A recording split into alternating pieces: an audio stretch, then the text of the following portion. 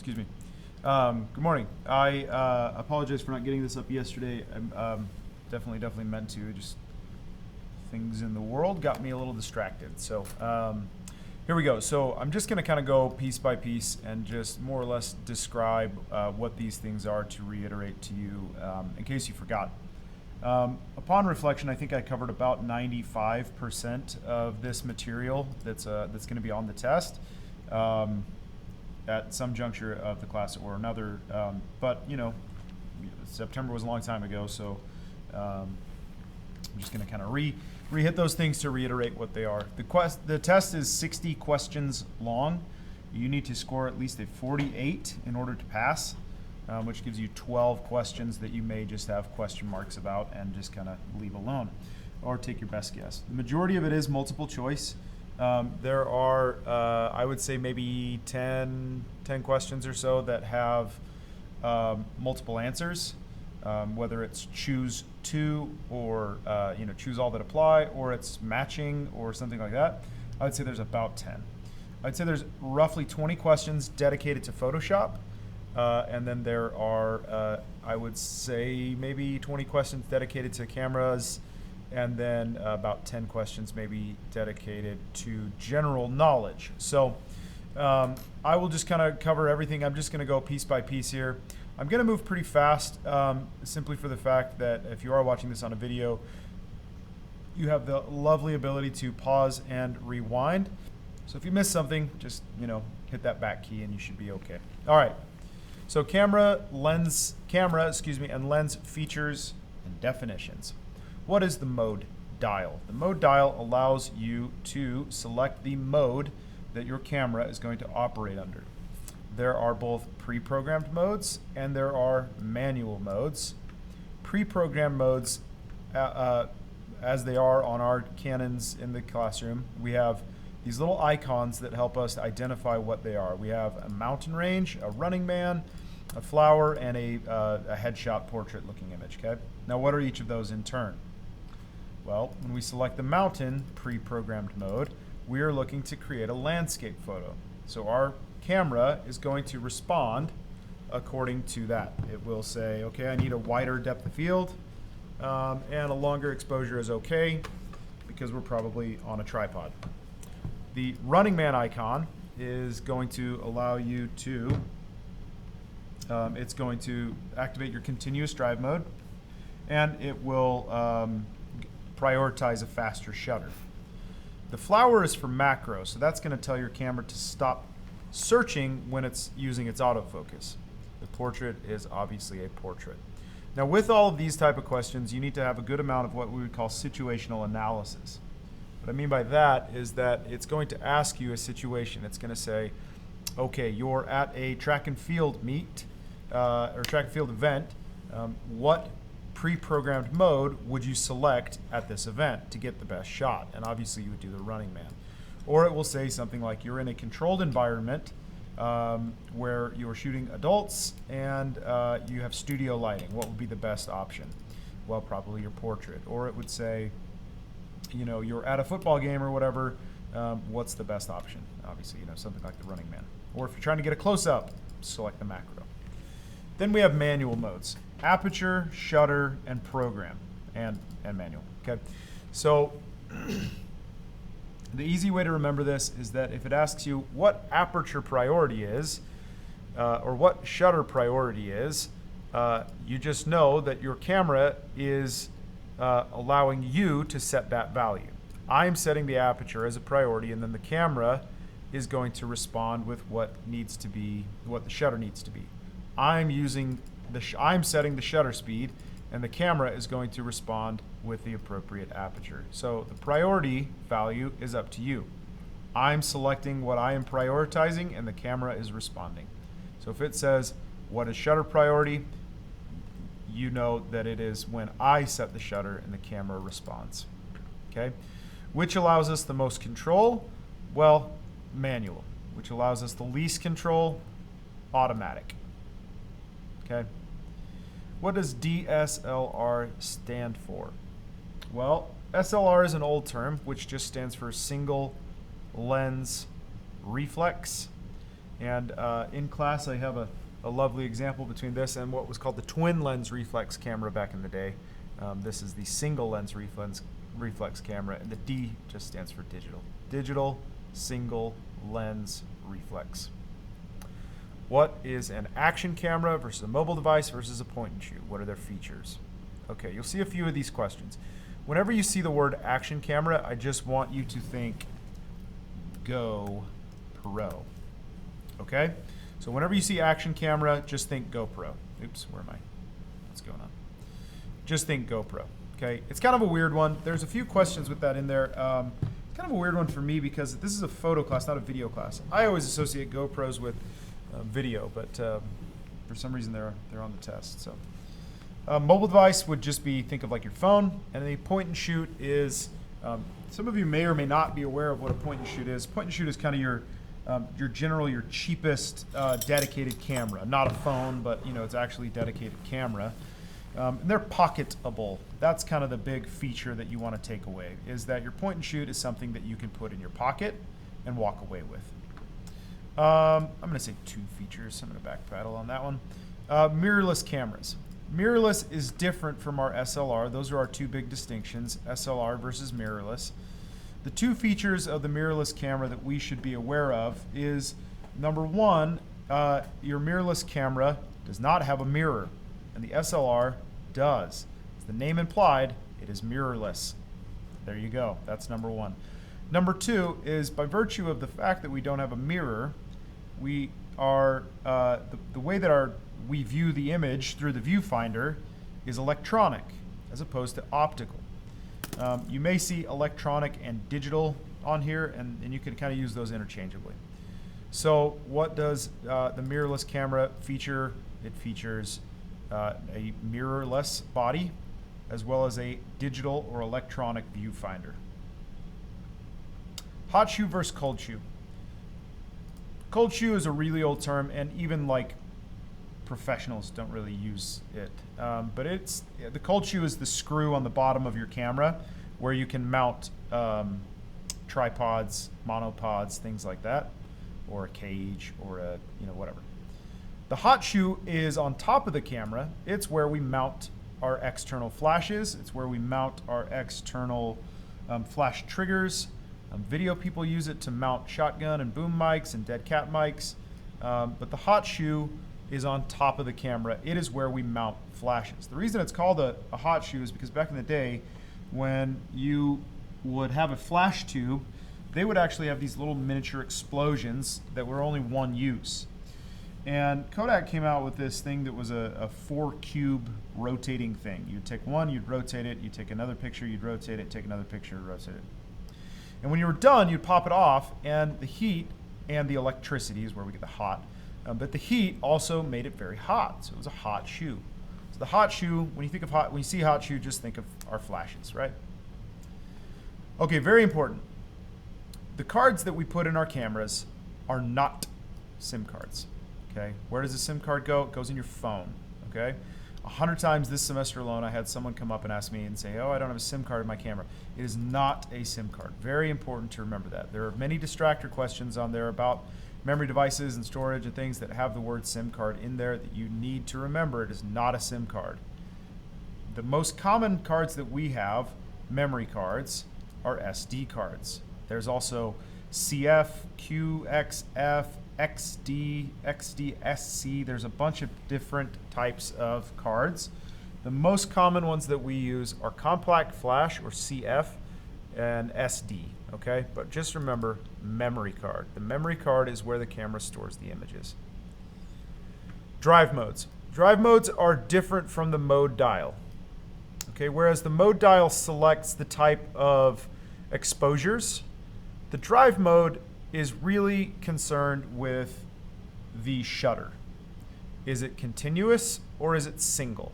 Okay, single shooting would be like a studio environment where I'm just taking one shot and then moving on and then taking another shot and moving on. Continuous is, maybe associate that with like an athletic event. You're trying to freeze motion. So you kind of just hold the trigger down and let it go, and it takes 15 pictures over the course of 2 seconds, right? Understand when and where to use each of those. Again, situational analysis. Lenses, wide, standard, and telephoto. These are kind of the general breakdowns that we give to each of our cameras, or excuse me, our lenses. Our wide angle lens essentially starts at 10 and it goes to about 35 millimeters. Our standard lenses go from about 35 to, I would say, about 75. But 75 isn't really a lens you can buy. 70 is, so I'll say 70. And then telephoto, I would say anything 85 and up. Okay? Now there are more and less of these. There's what we call a super telephoto, which lives on this side. We have a super wide fisheye, which is on that side. But those are real specialty lenses used for mostly video and then very specific like wildlife photography and things like that. So these are our big distinctions that we want to remember. Telephoto, 85 and up. Standard lens, about 35 to, I would say, 70. And then 10 to 35 is going to be our wide. Now on lenses, we have what is called a zoom lens, and we have what's called a prime lens. A prime lens has one focal length. It's a 50 millimeter, that's it. A zoom lens has multiple or variable focal lengths. It will allow you to go from a 10 to a 35, or a 70 to 200. Just think, if you're trying to zoom in, you need to have more than one focal length. If it's a prime lens, you just have to get closer to your subject. All right, the big distinction between film and digital. I have two cameras on my desk right now. One is a Canon Rebel digital camera from about 2004 or 5. And then I also have a Canon Rebel 2000 from about 2 years earlier, okay? They look identical. They're both silver. They both have similar lenses, similar lens mounts. What's the big difference between film and digital? The bottom line is that it is how they record an image, okay? Both cameras here have an aperture. They both have a shutter. They both have lenses and bodies, etc., right? But the big primary distinction between these two cameras is that one records to a digital sensor, the other records to film, okay? That's really it, honestly. They're very similar. They're more similar than they are different, which, you know, as it should be. Okay, understand camera functions, okay? So knowing that what I do with the shutter release will permit these things. Remember, there's two things that happen when you half click the shutter. Number one, it starts the autofocus, and number two, it starts the meter, okay? Very important to remember, as I told you time and again, there's multiple things that are happening when we just do that one simple step of pushing the shutter halfway down. Understanding shutter speeds. Number one, you need to understand the difference between a fast shutter and a slow shutter, and then what type of image you're going to get from each of those types of shutters. Remember, the shutter is based off of a 1 second. It's based off 1 second. So when we say 1/1000th, that's talking 1/1000th of a second. It's not 1/1000th of a minute or an hour, etc., right? It's of 1 second. I know it seems kind of rudimentary, but it's definitely thrown people through a loop before. Remember, it's a fraction. So is this fraction smaller than this fraction? Yes, by an order of magnitude, by 100, right? So we have 1/10 of a second, which is closer to 1 second. So that is slow. We have 1/1000th, which is 1,000th of a second. So that's very fast. What type of image am I going to get with each of these? Well, this will be very crisp, right? Everything will be frozen. A slow shutter, everything's going to be blurred, right? You know, granted that it's moving and not on a tripod or whatever. Again, situational analysis. What is aperture? What is shutter speed? What is ISO? I'm sure that most of you are probably, having flashbacks back to August and September when I was making you want to cut your eyes out, talking about the exposure triangle. Remember, this is it. Aperture is the volume of light entering the camera, right? It's the opening that lets the light in. Shutter speed is the duration that your shutter stays active. ISO is the sensitivity of your sensor. Okay, they work in concert with each other to produce a proper image. Again, shutter speed, the duration of time that your shutter stays active. Aperture, the volume of light, the amount of light coming through the shutter. ISO is the sensitivity of that light passing through the aperture through the active shutter. History of the consumer camera and the digital camera. Who are our important people? What were their historical features? Well, remember we watched that BBC series with Eamonn McCain, the old publisher of The Guardian, and he talked all about the history of the photography from Henry Fox Talbot and wet plate photography to Louis Daguerre to the first mass-produced roll film Leica, et cetera, right? So our key players there are Wetzlar Lights, right? The original producer of the Leica roll film camera. And then the first real mass-produced camera was made by George Eastman and Eastman Kodak. Remember, you would get the Brownie box, you'd load it up, and then you would send it off to Kodak, and then they would send it back to you with your pictures. Now, important historical features of these cameras, right? We first had the advent of the first mass-produced available camera to just kind of you and me. And then we had the first series of digital cameras back in the early 90s. And again, I've got a very cool camera called a Sony Mavica in my hand right now. It really belongs in a museum. It's one of the first publicly available digital cameras. Now, the features of those cameras compared to what we have today are pretty much the opposite, right? So today we have cheap cameras that are really good resolution. And back then, we had really expensive cameras, comparatively very expensive cameras, that were very poor quality, poor resolution, right? But as tech evolves, it gets cheaper, it gets faster, it gets smaller, it just kind of generally gets better. And that's kind of where we are today.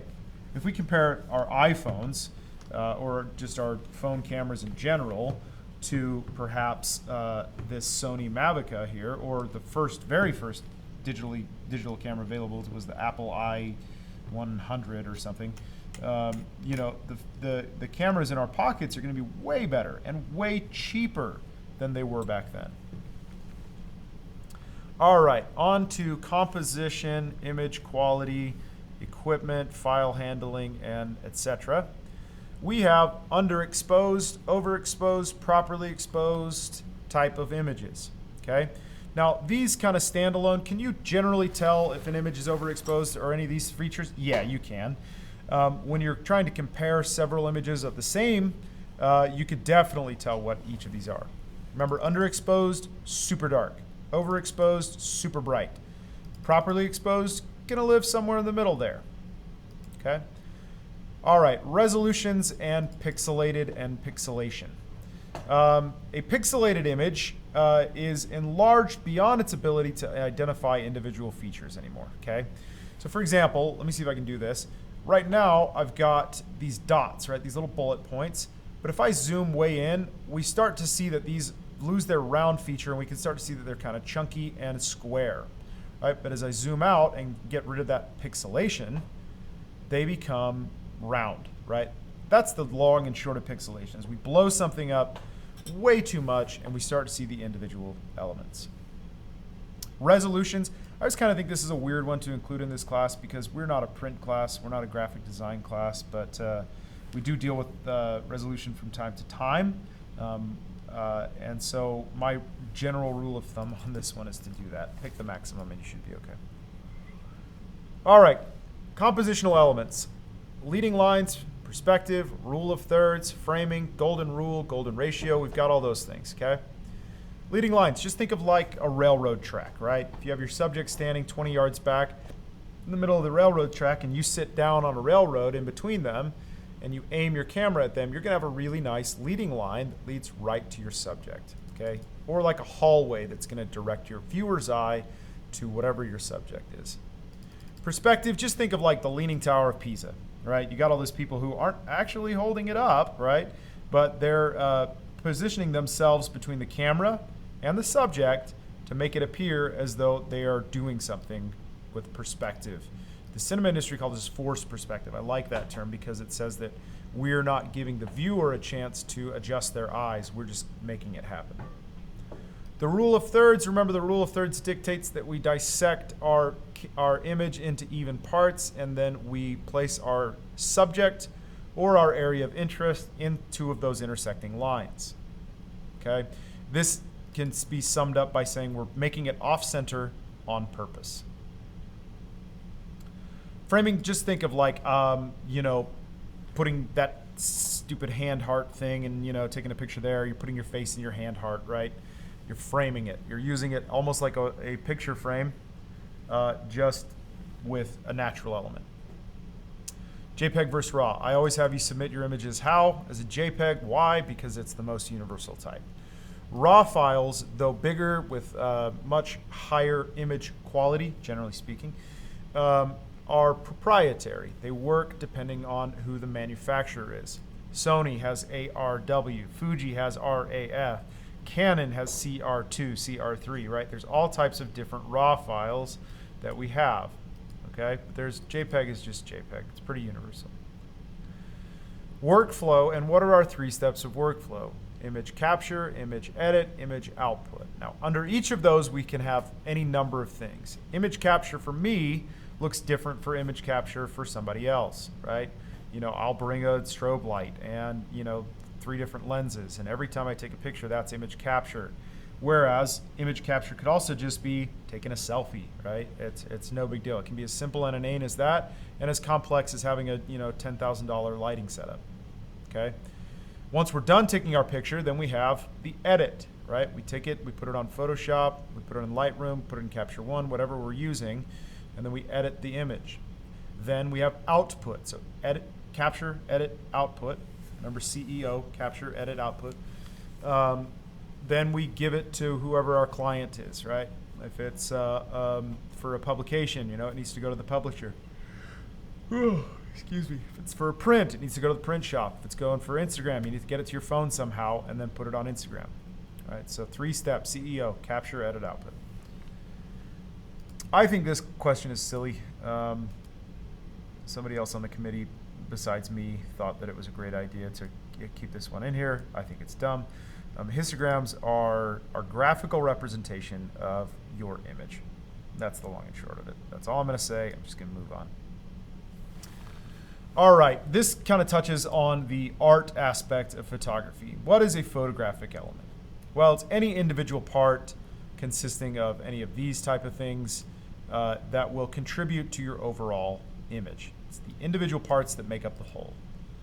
Photographic elements may be limited to just the subject. They may be limited to just the you know, whatever your subject is. If it's, sorry, let me start that over. They may be limited to something just as a subject. They also can include the background, the setting, the environment, the lighting, other features, right? The framing, all of those things. Any individual part is a single photographical element, okay? Megapixel, just remember the order of magnitude associated with mega. Let's see if I can do this. How do I, that's okay. It's million, right? How many bytes is a megabyte? It's a million. Million bytes is 1 megabyte. Same for pixel. A megapixel is 1,000,000 pixels. So if we have a 26 megapixel camera, how many pixels are in it? Well, 26 million, okay? Just remember your Latin, 1, 3, right? You need to have good situational analysis. When would you use each of these, right? When am I going to use a tripod? Well, if I need a lot of stabilization for a long exposure, like I'm taking a picture of a mountain. When am I going to need a monopod? Well, if I'm doing an athletic event or something and I need to be able to have a steady hand, but I also need to be able to move quickly, to pick up and go, that's the one. A portfolio is a collection of your work, right? It's your best work that you would perhaps use to show off your abilities, right? To maybe get hired or to take to a job interview or something like that, right? This is kind of an easy one. There's portfolios for any sort of creative environment that we use and have, so a good one to remember there. Optical versus digital zoom. Optical zoom actually changes the physical features in the glass to reorganize themselves to bring your image closer to you physically through the glass. Digital zoom grabs a section of pixels and just simply enlarges them. Think about, you know, when your mom takes a picture on her iPhone and she just pinches to zoom. That's not actually doing anything. It's just reorganizing the pixels and reassigning them to larger spaces to make them appear as though they're larger. Digital zoom is gross, it's bad. Optical zoom, it's great. Okay. All right.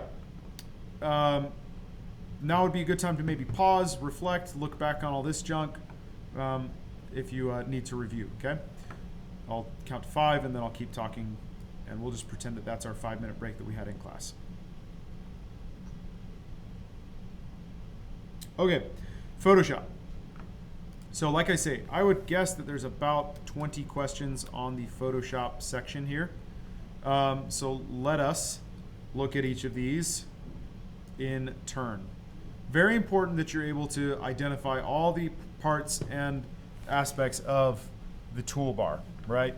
So when I'm in Photoshop, my toolbar lives over here, okay?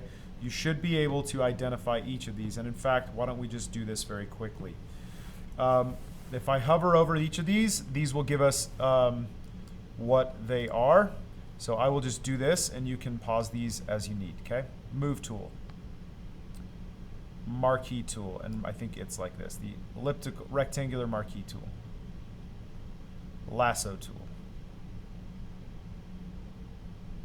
Quick selection tool, also important to know. The magic wand. Crop. Eyedropper. Spot healing brush. Healing brush. Patch. Content aware move. Brush. Brush. Clone stamp. Art history. Eraser. Gradient. Blur. Sharpen. Dodge and burn. Scoot down a bit here. Dodge, excuse me, burn, makes darker. Dodge, makes lighter. Type tool, or the text tool. The pen tool. The hand tool. The path selection tool. The zoom tool. Foreground and background colors. Default foreground and background. Screen mode. And quick mask. Okay. I think I might have sped through those first two, so let's go back there. We have the move tool and the marquee tool.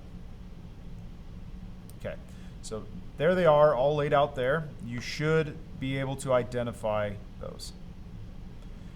Basic keyboard functions: undo, sampling, quick mask, resizing the brush, etc. So for example, undo, Command Z, Shift Command Z to redo. Remember, if we are on a Mac, it's Command. If you're on a PC, it's Control.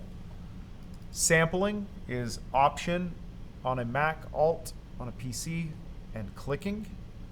Right. So if I am using my Quick Select tool, or excuse me, if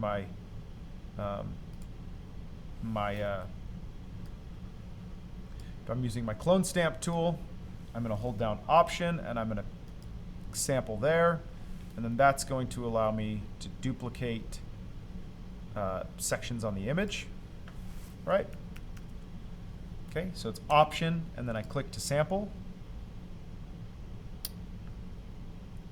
Quick mask, remember, is Q, which will tell me where my area is that I have selected. Q. It's also right here. Resizing my brush, remember, if I have a brush and I use the bracket keys, that will allow me to resize my brush, etc. I think that's kind of good. We can move on from there. Understanding our basic tool functions. What do they do? Crop, healing brush, move tool, clone stamp, brush, lasso, the type tool, all kind of said there. Again, if you rewind there, we can kind of go through these. What do they do? What does the type tool do? Well, if I click this, it allows me to add text. Oops, let's go X. Let's go escape. Let's go X. Let's click. And I can add text, right, using my text tool. The healing brush, just remember the brushes that we used to heal skin on kind of our last lesson on Monday and Tuesday. What did we use? Well, we used the healing brush, we used the clone stamp tool, we used the spot healing brush. So retouching, we use those healing brushes. What does the move tool do? It allows us to move a selection or move a part or portion of something. The clone stamp tool allows me to duplicate. Just remember, cloning is duplicating. The brush allows me to brush a specific color. If I'm using a layer mask, it allows me to paint it on and off. Lasso tool allows me to make a selection. Type tool allows me to select, or to type. You should understand the difference between hue, saturation, and luminance. Hue is sort of the named color: purple, orange, red, green.